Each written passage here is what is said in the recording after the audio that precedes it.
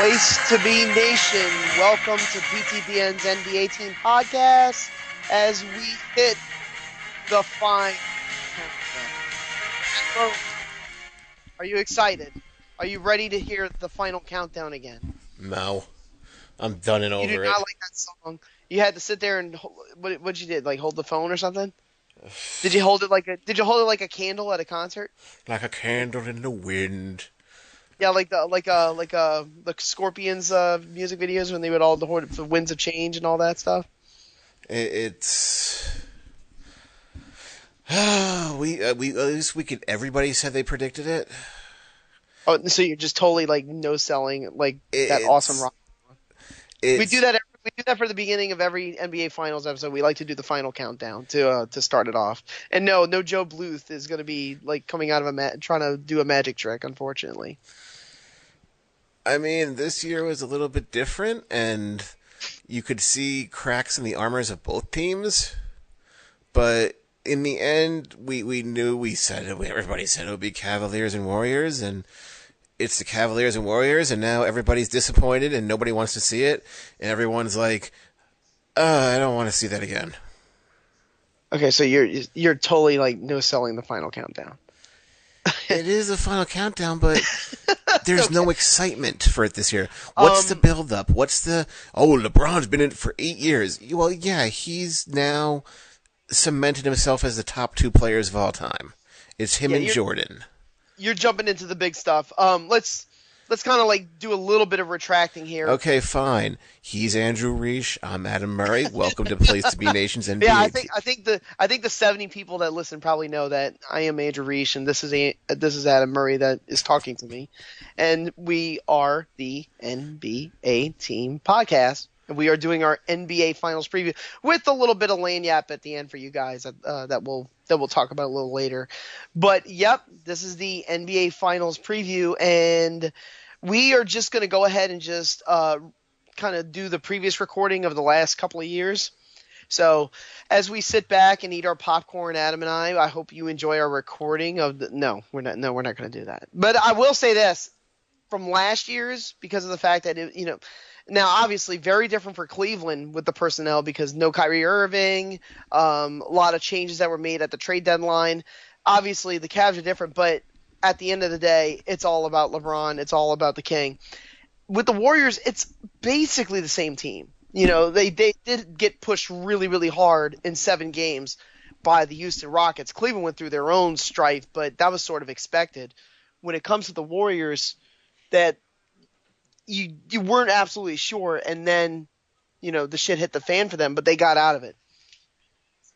They did, and it was injuries that took out the Warriors. The Cavs were taken out by just pure lack of talent, I would say. If as we know, playoff rosters shrink, and you have Larry Nance as your main backup, and that's it, and Jeff Green's getting the majority of minutes, so there's just no, LeBron's going to score 40. He's doing amazing things at his age. 15th year, he's doing it. But nobody else is like, okay, you want to get excited for George Hill? Well, what's funny is that they almost played George Hill in the Utah series last year, the Warriors I'm talking about, but I think he got injured. So he either barely played or he didn't play at all in that Utah series. Let's just hit up on that Boston series with Cleveland really quickly. We're going to talk about Boston at the end, so we're not going to try to dive into too much of the minutia. But it was a situation where the home team won every game until Game 7, and then the Celtics, the Cavaliers. I can't say stole it because that gives you the sense that the Celtics were the better team. The Cavs and LeBron just sort of swindled it from under their nose, but it didn't. That definitely wasn't the case. It felt like. It definitely felt like that LeBron just had another trick up his sleeve, and the Celtics just didn't have a plan B or a plan C. Well, I'll just tie both together. In the end, both Houston and Boston couldn't hit a 3 to save their life. And that was the tie that binded, yes. They just couldn't do it, and they both crapped out in the fourth quarter at the end.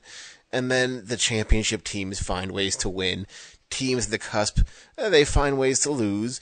And again, nobody expected this from Boston, having their two top stars out, relying on, rookie Jason Tatum in his second year, Jaylen Brown, and, unheralded Terry Rozier, and, even Sammy Ojeleye and Abdul Nader were getting minutes. Let me say this: you're more of the realistic type of Boston sports fan. You like to kind of keep an even keel, which is fine. But there had to be a couple of scenarios there when you were watching that series, especially at the Game 7 like that, where it's very low scoring. And when you have a low scoring game like that, possessions start to get really tight. They become more and more important because scoring comes at a premium. There had to be some moments there, especially with the 3-point shooting and the fact that they just could not make one to save their lives in the second half, where you were just like, you wanted to like hit your fist on the fucking table and go like, how did they not pull that off? You know what I'm saying? I said that, but I realize how young this team is, and then you look at next year and you're like, you know what? They're going to be the favorites next year. Even if they probably are. Even if LeBron comes back to Cleveland, it's Boston's shot to lose next year. Yeah, you got if you have Hayward, if you have Kyrie Irving, in a perfect world, I guess you could call it. Yes, Boston would be your Vegas favorite or your Supreme Court favorite, depending on who you're taking the money from. But the thing about Game 7 is also, great LeBron, of course. It's Game 7. It's an elimination game. He's since 2008. I think the number is that since 2008 he's 6-0 in Game 7s, which is unbelievable. Which means when it's elimination time, that LeBron's going to take you out. Yeah, you can't bet against him no matter what. And then, well, you can't give him a chance. You can't give him a chance to take you out because he'll do it. Exactly, and nobody's afraid of J.R. Smith anymore. Kyle Korver, he just provides offense, no defense. We say the same thing all the time. Kevin Love is, I don't want to say he's regressed this year, being a number 2 option, but he's not as good as previously advertised. Offensively, he's as good as he always was, but defensively, he's a sieve. Yeah. And he relies so much on that off arm to draw fouls and to sort of get away with defending while fouling. It becomes a little bit of a problem. But also injuries are a big issue with Love too. Yeah, he does has the injury bug with him. But okay, with all that said and done, it's just, this is old school Cavaliers of LeBron and miscellaneous. And then, well, this is LeBron's toughest opponent yet, and blah, blah, blah. It's like, no, the Warriors, the machine we all knew they were. They got taken to 7 games. They dropped a game in Utah. It's like, well, oh, wow, they're not that superior team. But it's just, how is this not going to be a sweep? How is every game not going to be decided by 15 to 20 points? Well, here's the thing. The one trend that's been common with Golden State is that the first game at Oracle, they usually pop their opponent. They beat them by like 20-plus points. It happened in every single series so far. It usually happens in every series except for the Spurs one where Kawhi got injured. They usually don't have close games to start the series. They usually kind of like put the hammer down. And then the lethargicness sort of kicks in the first quarter of the game after that, where they just kind of like sit on their hands a little bit. But that, in the finals last year, you got that sense a little bit in Game 2, but Durant in that entire series, the finals last year where he was finals MVP, he was so great in every game that it really didn't matter. And to be honest with you, to bring it back around to Game 7 against Houston, which was played on Monday night, Memorial Day, it sort of felt that way in that game too. If Curry just lights it up, if Durant just makes those shots that he can make over guys like Eric Gordon on mismatches in the fourth quarter, they're going to out-talent Houston without Chris Paul. And that kind of came into fruition. I mean, out-talenting, it's complicated with Cleveland because out-talenting Cleveland is an option at other positions, but no matter what wing, no matter what forward, no matter what master game plan that your coach can throw on LeBron James, nobody's better than him. He's the best player every game they play. Exactly. But here's just a quick question. Would Houston have won if they had Chris Paul? I would say yes. But then again, there's that notion that Chris Paul has a tendency to choke in big games. So would they have been worse off by having Paul? I don't think he could be worse off than missing 27 threes in a row. Yeah, but would Paul's presence had created them being able to make more shots, you know? Trevor Ariza, I mean, the other two guys that we could sort of link together is Ariza and Terry Rozier. They had what you would call the nightmare game, where like the John Starks game, where like because John Starks had this horrifically bad shooting exhibition against Houston in the last two games of the 1994 NBA Finals, which he's always going to be maligned for. And I don't think Rozier and Trevor Ariza are going to be maligned like that because this wasn't the NBA Finals. It was Game 7 of the conference finals, but not a good look. Not a good look. I'm sure that Ariza will be able to get over it. Rozier's got a long career ahead of him, but man, those are tough to get over. When you go like 0 for 10 or 2 for 13, that's really, really tough to get over. But that's what Marcus Smart does on a daily basis. Well, Marcus Smart eventually admitted after the Game 7, that his thumb was killing him. Well, if your thumb was killing you, you shouldn't be taking shots. You know, hide them. Find a way to hide the weaknesses. And with Marcus Smart, he just didn't care.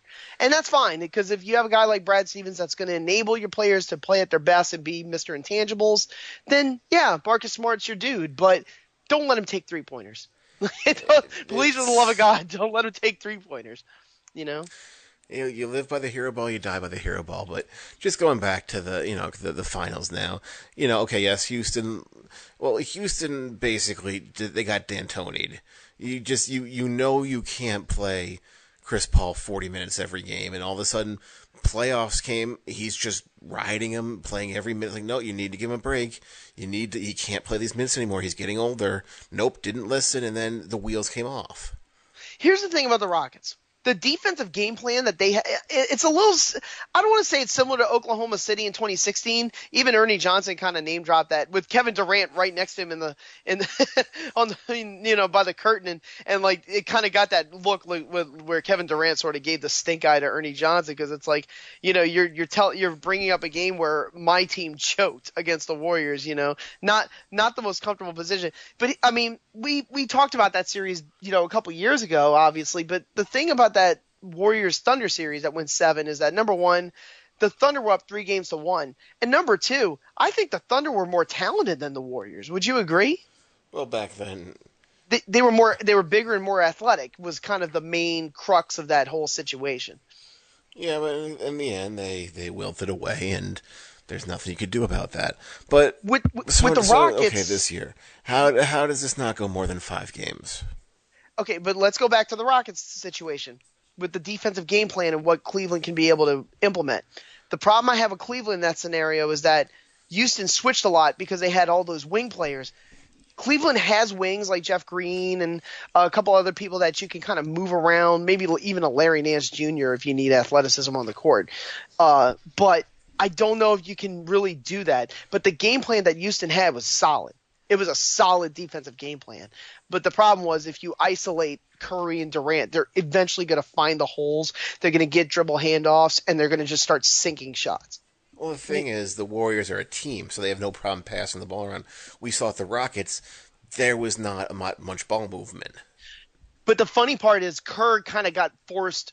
This is where the series got really interesting, because Kerr had to adjust to the way D'Antoni's team played, because they had to do some more ISO in order to get more points, or to get premium on their points, because points were hard to come by because of the athleticism and the switchability of the Houston defense. So they had to get a little more creative.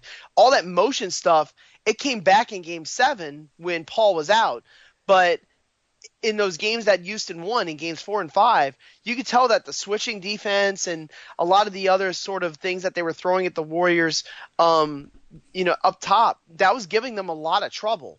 And another big problem that the Warriors sort of fixed in Game 7 was that in transition, the Warriors were not getting baskets in those games that they lost. They fixed that, where they were able to get turnovers and immediately turn them into points with threes and such and such. The other problem is also they missed 37 3-pointers. That'll do it to you too. Which one do you think was the most befuddling? The 37 missed threes by Houston, or I think it was maybe 30 to 28 missed threes by Boston? It was just, you put them together. They just, couldn't handle it down the stretch, and But You can't say which one was the worst? you can't say one was worse because Boston fans will say Boston, Houston fans will say Houston. They are both equally stinkers, just equally both.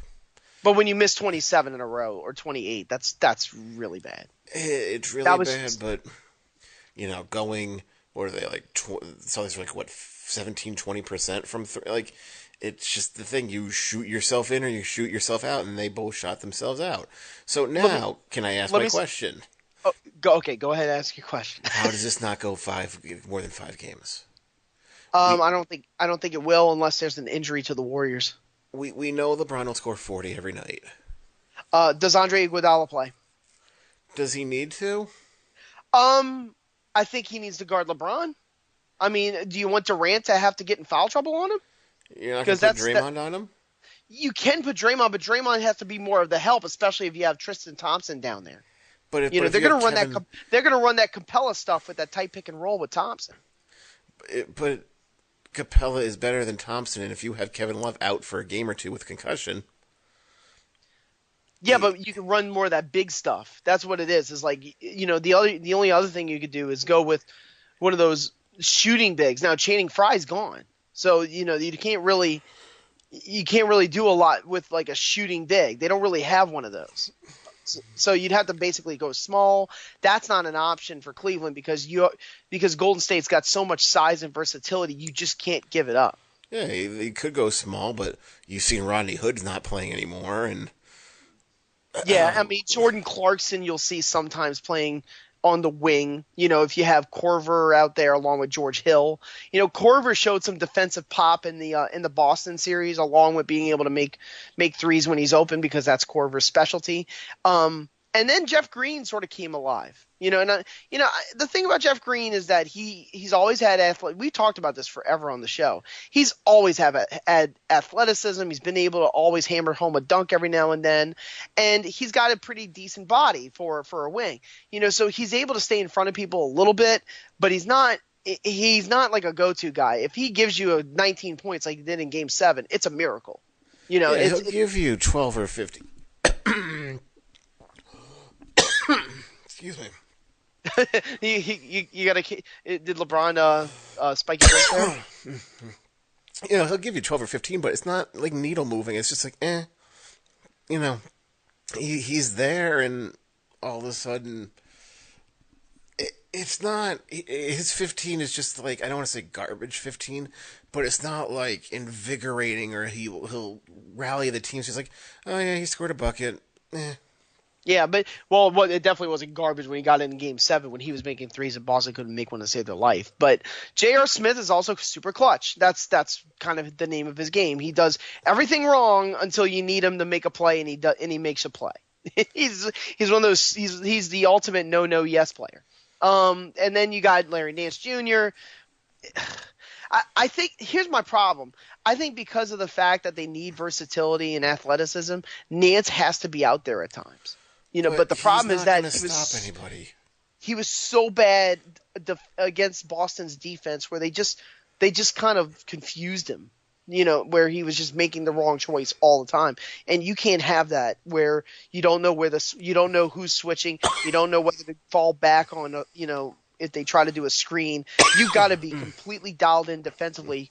And I thought Cleveland did a really good job of that down the stretch in the Boston series. I thought defensively they were pretty dialed in. And that's been the maligned part of the Cavaliers is that their defense was like second to last in efficiency down in the regular season, and they don't get blocks and they don't get steals and they don't rebound really well, but they still find a way, especially in Cleveland, to sort of pull one out and get a little more physical. Do you think the physicality thing, because a lot of people talk about how the Warriors got worn out by the Rockets and maybe they'll be ripe for the Cavaliers to be able to sort of get physical with them and be able to take advantage. Do you buy into that theory? No, because both teams went to Game 7. Both teams had to essentially pull it out. Yeah, but Cavs-Celtics was more physical. I'll say that. Yeah, so both teams aren't rested. Both teams are. It wasn't, one team swept and all of a sudden sitting at home and, well, I hope they don't get rusty. No, both these teams, it's just they're on equal footing as far as that goes. But again, just one team is more powerful, and I don't know how much more we could say about this because it's Well, not going to be close. I'm kind of interested to see what happens with Kevin Love when he comes in, whenever he comes in, because he's in the concussion protocol because he injured his head in Game 6 and obviously a concussion. Did not play in Game 7, but in turn that sort of helped out the Cavaliers defensively with tightening their rotation and being able to do things. And given that Boston scored 79 points in that game, turned out to work out that way. Kevin Love offensively in last year's finals against the Warriors was very, very good, but defensively he didn't really do much for him. I mean that's to say the least. I you kind of wonder what they'll be able to do there with Draymond Green. Maybe they want to sort of get Green out of the paint so that they can give LeBron a little bit more opening to do lobs and stuff like that with guys like Tristan Thompson. So you want Love out there at the same time. They don't normally do that. Tyronn Lue doesn't do that. It's usually Love or Thompson. But we'll see. I think the matchup portion of this series is really fascinating because we haven't seen this version of Cleveland against the Warriors. We've seen the Kyrie, Love, LeBron version against the Warriors 2 years in a row, and then we saw a LeBron version of that without either of them, which was 2015, where he just tried to carry them to 6 games and he still got eliminated. And this is the same thing here. This is like when it was Iverson and crap in Philly, and it's like, well, you stole the game, but in the end, it was Shaq time, I believe. Yeah, that was in the Shaq era. The thing is too, this is the 4th time in a row that they're playing against each other. Yes, I'm sure there's a lot of media fatigue or fan fatigue of, oh God, it's the Cavs and the Warriors again. This is so annoying. When is LeBron just going to give one up so that someone else can have a spot? Listen, I don't mind watching LeBron James play great basketball. I think it's fun. I think it's fun watching a guy like watching LeBron is great. Watching everyone else in that team this year, knowing, again, just... Well, give me let me one ask reason you to be excited.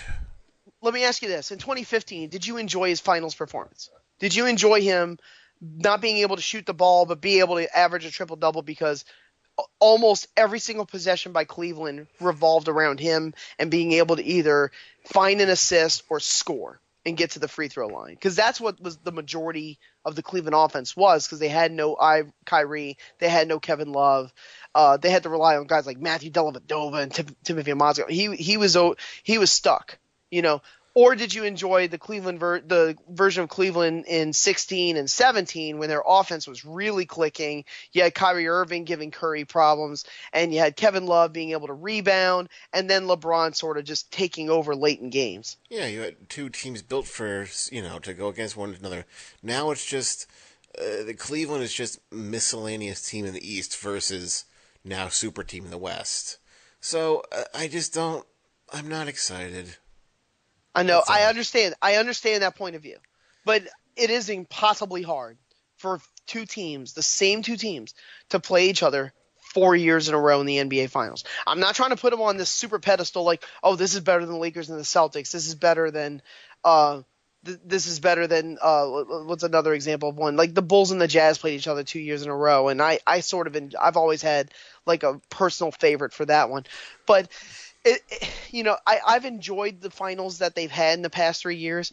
What I found fascinating about it is how different each of the teams have been, obviously for different reasons, because after 4 years, teams change. They play each other every year, but the personnel moves around. That is a good segue, but yeah, teams change, but yeah, it's just rivalry.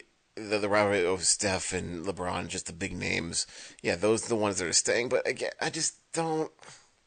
I get you. I just don't know how you're like. But what about this matchup? It's not going to matter when they're down 15. I mean, yeah, game 1 could happen. They could shock them. It could be, oh wow, it's a close game. It's going to be exciting. But I just don't see it happening, and nobody else does. Everyone's just like, let's just get it over with. And another big problem I have with that with the Cleveland personnel is if you put George Hill on Curry, who's going to guard Klay Thompson? That's going to probably have to be Korver, J.R. Smith. I have a huge problem with that. I don't know if that'll even work. If they have to force switches, which is what Houston was able to do successfully, I don't know if Cleveland can really do that unless LeBron just goes Superman and he just starts doing weak side blocks and making all the defensive, fixing up all the defensive holes or plugging them up, and then being able to go out and transition, make the right play, and then find open threes. And I will say for Cleveland, 3-point shooting wise, still an elite team. I mean, that's just a team you just can't leave open.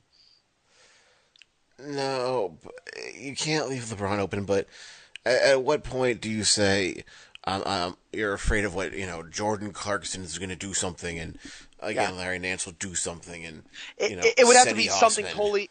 It would be Rodney have to be Hood. kind of. It would have to be similar to Dellavedova because I keep going back to that 2015 series because I kind of feel the same way in terms of the personnel. Dellavedova was a complete shock. Like no one thought that he could give Curry some problems, but he did until they made a few adjustments and they started Iguodala so that they could put their death lineup out there. I'm sure the Warriors have a few tricks up their sleeve if they lose one, especially if they lose in Golden State. That would be a shocker. That would be one where Golden State would probably have to throw out their best lineup. The problem is because of his knee contusion and the fact that Steve Kerr said the progress was not as good as they thought it would be, I really do not think Iguodala will play in the series. I think that's significant in terms of the matchup with LeBron. I know they can switch. I know they got, a lot of athleticism they can throw at LeBron, but I just have a feeling that if they just guess wrong or if somebody gets into foul trouble like Draymond Green or Kevin Durant because of the fact that Iguodala's not out there, or Sean Livingston, that could be a real problem for them. And I could see if they steal one in Golden State, then it gets kind of interesting. But I don't know if Cleveland can hold court at home against the Warriors. That's the other problem. Exactly. I mean, I it feels like a lot of end game. It feels like the Warriors had their scare against the now we said this in 2016. Oh, they had their scare against the Thunder. They got away with it, and now they're going to win the title, and they didn't. So, I mean, I'm not saying it's a repeat of that situation, but you just got. It would be a shocker if it did, but I don't see it coming.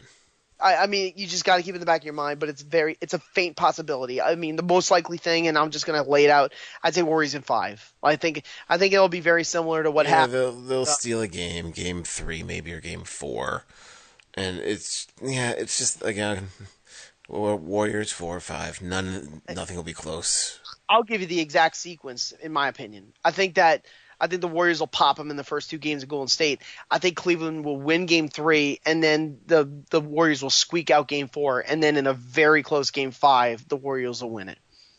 I think that's the sequence. I don't see it different. I don't see any problem with that. Other than I don't see 3-0. I don't see that happened last year. I don't see that happening. it's just again not very exciting. Yes. So can we now move on? You are so done. It's just sad that you're like so done with the NBA Finals because the conference finals was like legitimately exciting. And that's what everybody said. Everybody said that was going to be the fun one because it's going to be the Warriors and Cavs. Nobody wants to see it. Oh well, it'll be Houston and Celtics. Nobody wants to see them. So everybody got the joy out, and now it's just a deflated end of the season. I know a lot of people will hedge like the Vegas bets of, oh well, the Warriors were still the favorites when they were down 3-2 to the Rockets. I will say this: there was a legitimate time frame between game 4 and game 7 in both series where I legitimately did not know who was going to win the series, and that makes fun theater. That's what makes the NBA fun. A lot of people can poo-poo on the results. Oh, this game wasn't as good as I thought it would be. I thought it would be epic, and it kind of sort of shit itself. And a lot of people were very disappointed with the fact that Paul couldn't play after the hamstring injury in Game 5. But them's the breaks. That's how it goes. With the Celtics, I just felt like they could. I felt like they just left a lot on the table. I mean, they played as hard as they could for the majority, but in that Game 7, man, it just felt like a lot was missing. It's a young team. I don't know what you expect from them. So what it is we could try to sort of add on with with some of these other teams that got eliminated. So, I mean, we could talk about some of the cap space and the roster, but we can sort of scan really quickly with these. We did Gone Fishin for a lot of these. This time it's the Celtics and the Rockets that are be gone. So let's just sort of hit them up pretty quickly. With the Boston Celtics, it was sort of a because you had a completely different playoff team versus the one that you saw in the regular season with Kyrie Irving sort of taking the lead after the Gordon Hayward injury. But the whole design of it was to have Hayward and Irving and Horford be the guys. So it was sort of you were almost forced to sort of fit into this niche. Yes. First, let me just take a quick step back and say, welcome to part 5 of the Gone Fishing previews. Yeah, like a spillover version. Yeah, this is out of order, obviously, because we've tagged this onto the championship. I don't have any fancy edits in there or little clips, nor my little recorded intro. You're not going to have one of Terry Rozier just wheeling around to take a three? I don't have any of that. This is just. I'm not trying to poo-poo Terry Rozier. He's a really good player, but that was bad. I just wanted to say this was just part 5 that we've added out of order because we have 4 parts done. It's just for some reason they haven't made them online yet. Yeah, they're all going to be there in time. I mean, it's just a slow steady process. But I don't understand it. 4 ready to go. But for some reason, I guess we need to just trickle them out. Yeah. But anyhow, Celtics, what they need to do, the big question is Marcus Smart. Is a team going to overpay him where they can't match it? I really can't honestly gauge his value because he has all the intangibles. It's just he can't shoot for shit. So, and he also, too, has an injury bug. Other than that, we've already said this team is just penciled in for the finals next year. You're getting Hayward back. Tatum, not...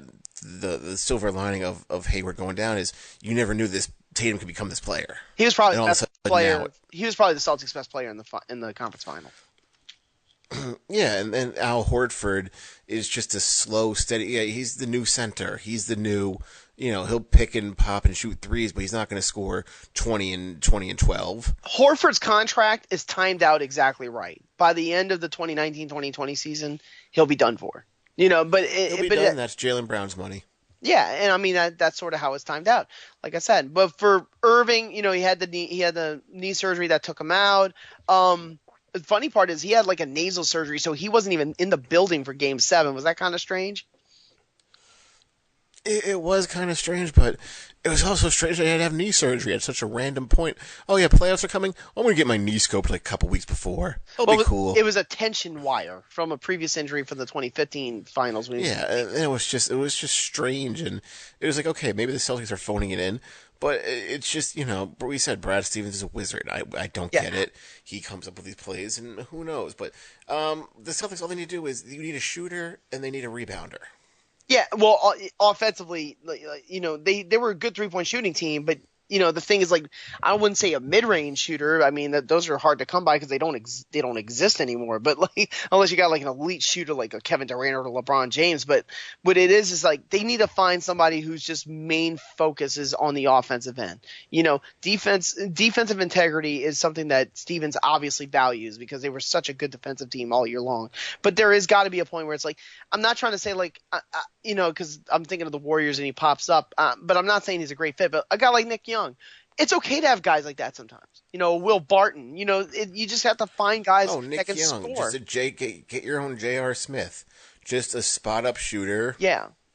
Not going to provide anything much else, but that's what they need. They sorely lacked that, especially as the injuries came. And, well, now you're left with your wings being Tatum and Brown, and, well, they're not the best of three-point And listen, next year there will be that awkwardness where you have Hayward and Irving and Tatum and Brown and Horford, and maybe they get into a slump, and it's like, oh, why is it all going wrong? Like that, we saw this with Durant in Golden State the first couple of months. It was not super cozy at first.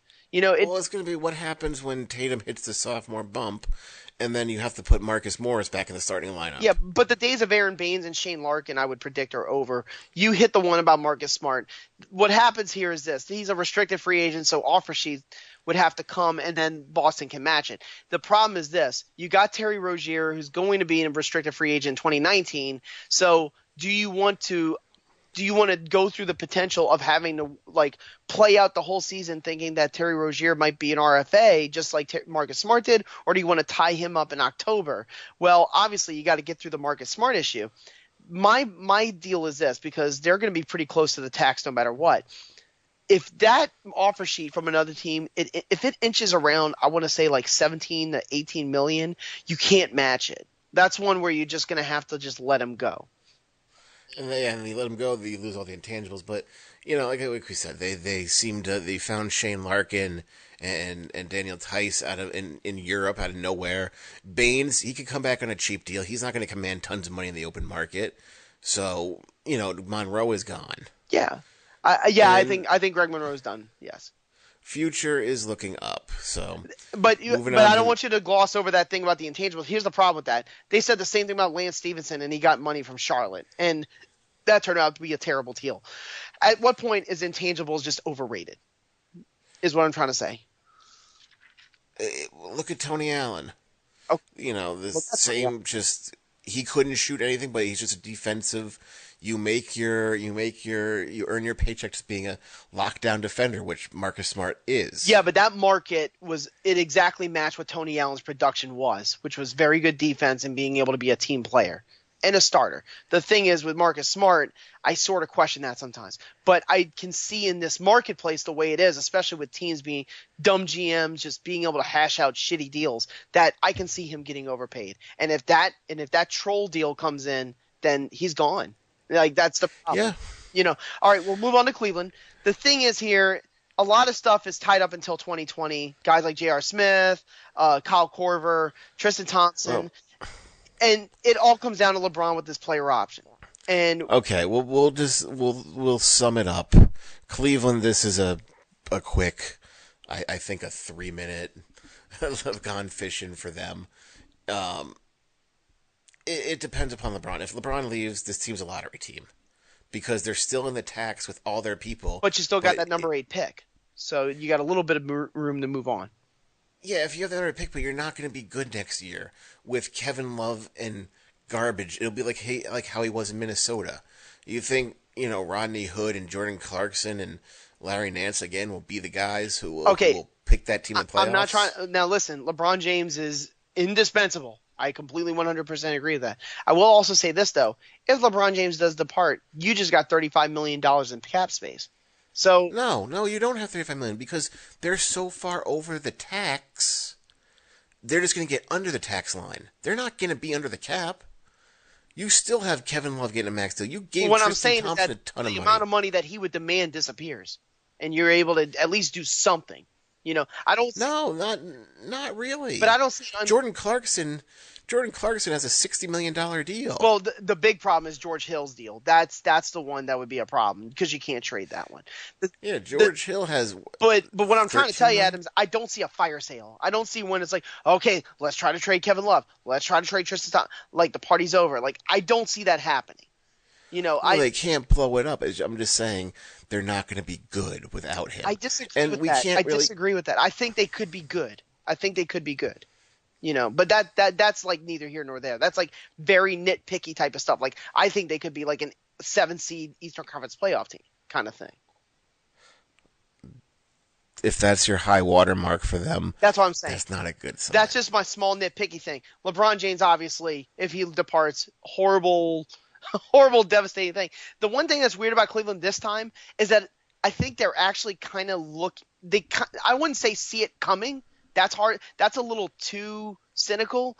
But in the back of it's not in the back of their mind. It's not in the back of their mind. It's in the front of their mind. They're like, this could happen, But then again, what about this? Let me just give you one out there, okay? What if LeBron James just say, okay, I'll re-sign with Cleveland and I'll take $20 million a year. And let's use and that'll relieve our tax stuff. We can use the full mid-level exception, and we can try to find some more. Try to find another. Like my friends. Yeah, I mean it's find old people. I'm not saying that's going to happen. The narrative out there lately with LeBron is that inside is that he wants max money no matter what. He's not taking discounts. But if he did decide to take a discount again in Cleveland, because he has another trick up his sleeve in free agency, he knows he can get this guy over here, then it can kind of get interesting. But I will say this: LeBron has a few options. He doesn't have nearly as many options as he did in 2010 and 2014. Absolutely not. Like the options are very narrow. You got like maybe No, he only has a handful of teams. But that's why I said we can't really discuss them because their entire team just hinges on one player. Rodney. If LeBron's in, they're good. If he opts out, then they're not going to be good. Let's hit the small. That's all. Let's hit the small potatoes transaction wise for the Cleveland Cavaliers. Rodney Hood. Does he sign the tender or does he get an offer sheet? He'll sign the tender, and they might lowball him on like a 2-year deal. But You don't think a dumb team like a Chicago Bulls team is going to like offer him maybe like $11 million a year on an offer sheet? I don't know because the Chicago Bulls are in rebuild mode, and like Atlanta's in a rebuild. They're not going to need a cornerstone. They're not going to need a potential cornerstone. Like, well, let's give you a ton of money to waste your good years. Will J.R. Smith get traded? I don't know what value he has. He's had the issues with Tyronn Lue and the general manager, and there's got to be a point where, especially if LeBron departs, it's like, I'm done with this motherfucker. Time to ship him out. I think his salary is partially guaranteed 2 years from now, so they have some relief with him. Outside of that, they're basically locked in. You talked about the tax issue, especially the fact that they're probably going to be in repeater tax. So when I talked about mid-level, they're actually going to have to go with mini mid-level, which is half of that. Right around $4.5 million to use. But they are so clocked over. Like there's just not much they can really do. Let's just move on to the West. Let's go to the Warriors. Exact same story. Well, the thing that's this interesting every about year. the Warriors is that they've built theirs.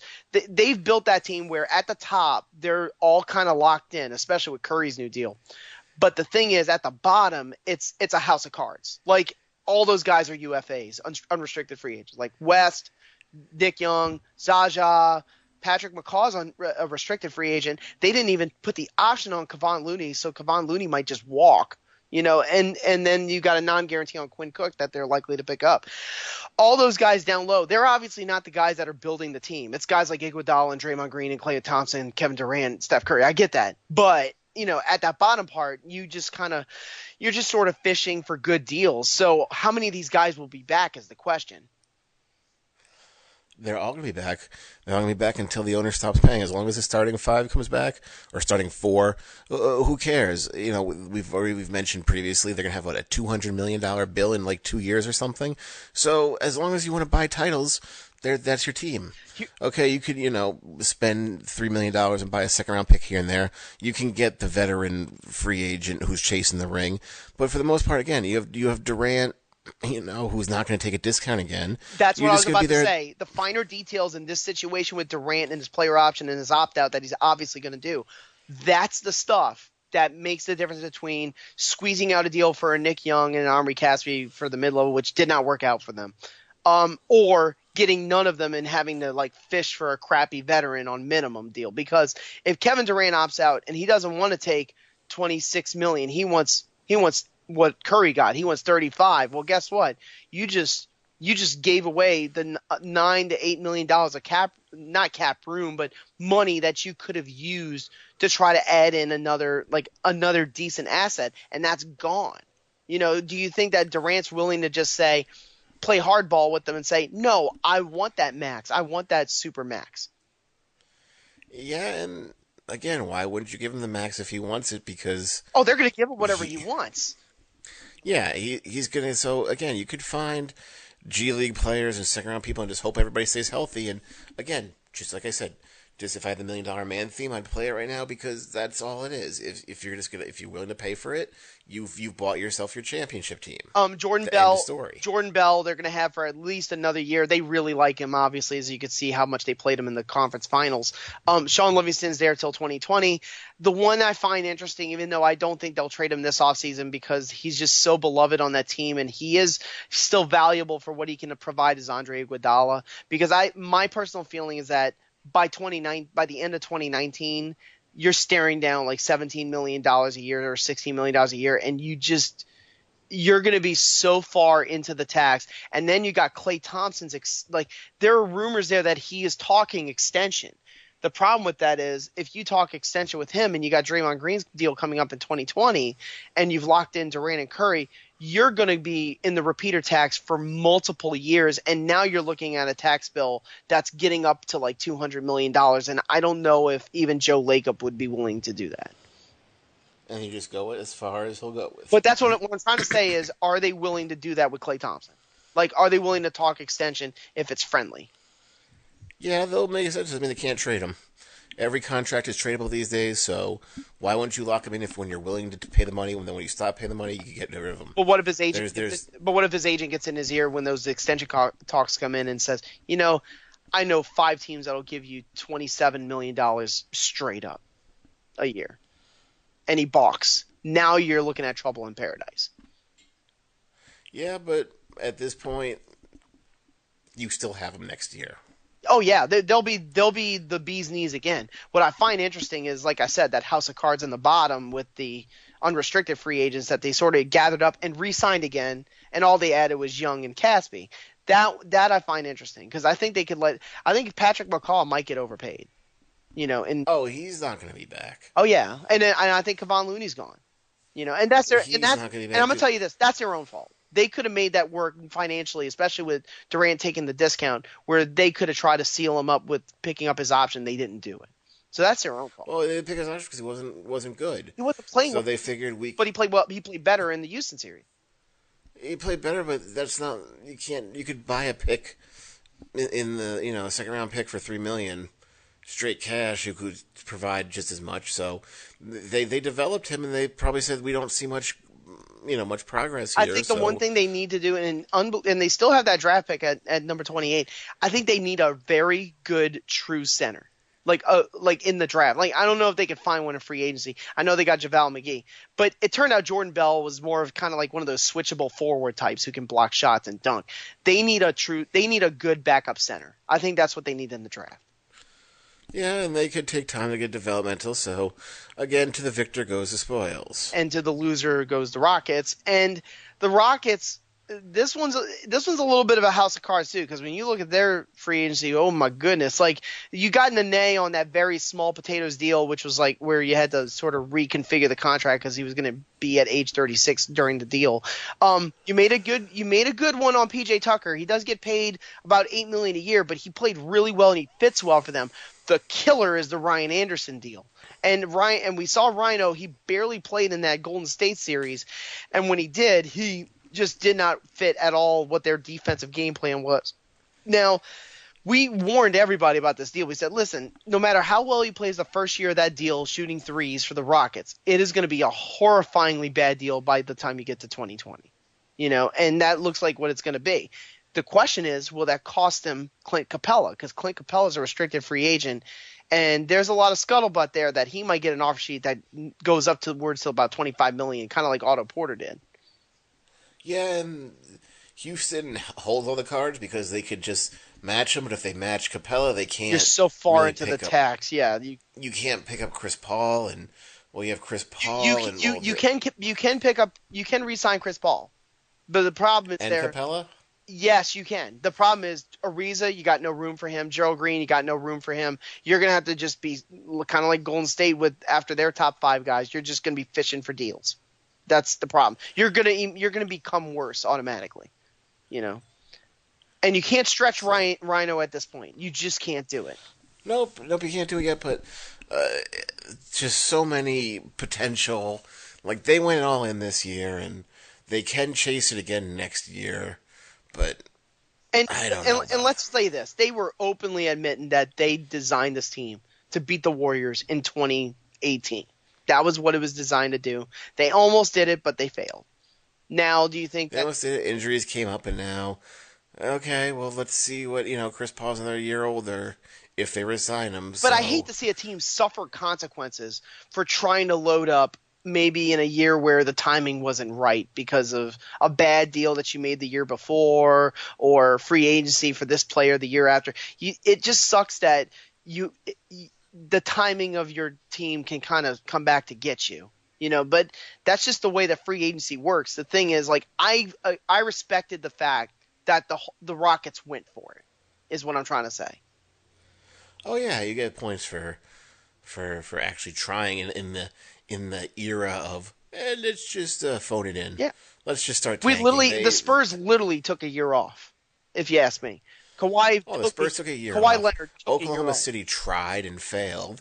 And so Houston was like, we got nothing. And I was like, well, this isn't the year to do it. This is Golden State's year again. No, we're going to go all in. We're going to try it. And they took them to the end. So, again, just a lot of question marks with Houston. What's funny, though, is that even when they had Ryan Anderson and Eric Gordon, they still had cap space to work with. Remember, when they got Chris Paul, they had to take small time contracts just to get over the cap so that they could enable the mid-level exception to get PJ Tucker. So they were in kind of a decent position in terms of salary cap space, even with Harden and Gordon and Ryan Anderson. Now, it just shows how quickly a year can change it. Now you're just staring down a tax bill. But the thing is, I think that the new ownership for the Rockets are willing to do it for at least another year. The problem with Chris Paul, though, is that I don't think he's looking for like a 1-year deal at his age. I think he's looking for max. He's looking for as much money as he can. This is the last big deal to cash They literally in, designed the over 37 rule so that guys like Chris Paul and LeBron James can get a 4-year super max, and then go into the age 36 or 37 and not have to go through the designated. It's called the designated player exemption when you get that big deal. But what I'm saying is that when you reach a certain age, it's actually set in stone that you cannot make so much money. But they extended that in the collective bargaining agreement, which, by the way, Chris Paul and LeBron James are like big timers in. They extended that to age 37, which is right around the point that both of those players would be at the end of their max deals. Yep, how convenient. Kind of smart, but yeah, the biggest question is Paul. But boy, that Clint Capella thing is really interesting because I wonder if how much a team is. There's going to be a team like Dallas or Phoenix who is going to be like, we're just going to give you a ton of money. It's now Houston. You have 3 days to decide what are you going to do. It's not cut and dry. It's going to be like you said with Otto Porter. You're going to go to the last minute of, well, do we do it? The one thing Do we there's not? two We there's have two to, things but- with the Rockets I would say that they do need. I think they need a good youthful player. Now they only have the number 46 pick in the draft. I think they need a good young player, that can sort of give them a little bit of vibrancy. And I know this sounds crazy because it's Harden, Paul, and Gordon, but they need a backup point guard. Not like a good traditional backup point guard, because that's the one thing that the Paul injury exposed is that they had to slip in Gordon as sort of like that other point guard, and even though he was effective, that's not what he does. So that's the one thing I would say. You need another backup point guard, and you need some younger players. And they can, again, in this day and age, you could buy second-round picks for nothing. Philly has like 50 still. They don't have enough roster spots anymore. So you could get something. Luke Mbamute fit well in the regular season, but he didn't really show well in the Golden State series because they felt like the matchup wasn't good and he wasn't really generating any offense. Do you think he'll be back? Probably not. I mean, he fit nicely in that, like, it was almost like more the philosophy of having a lot of wings. And it's just all veteran minimum deals. Yeah. If you're going to come back in the veteran minimum, yeah, we're glad to have you. Oh, you want more than that? Well, we can't afford to, you're not part of the core 4 or 5. You're just filling the roster. We need minimum only. Yeah, I mean, and it would suck to say, okay, then we're just going to abandon this thing where we switch defenses because we tried for 1 year and it failed. I don't think they're going to abandon it. I mean, I think they might tinker with it a little bit where they might just have to go with guys that are I know this sounds sacrilege because of the way the Rockets play. Maybe they need some mid-range guys. Maybe they need some guys who can actually like pull up from 2 instead of just launching out a bunch of threes that don't fall in. I don't know, but interesting questions for both Houston and Cleveland. And I think that's going to probably do it. Like when it comes to the offseason, it's really, really interesting, and I really enjoy that conference finals. I do understand like the frustration with the NBA finals, especially when you're going to the 4th one and you feel like this is like the most derivative version of Cleveland, whereas the Golden State Warriors are kind of stronger than ever. But I do see a few holes there where you could see some interesting things in the finals. All right, you hold on to that hope. On behalf of Adam Murray, this is Andrew Riche. Enjoy the finals, guys.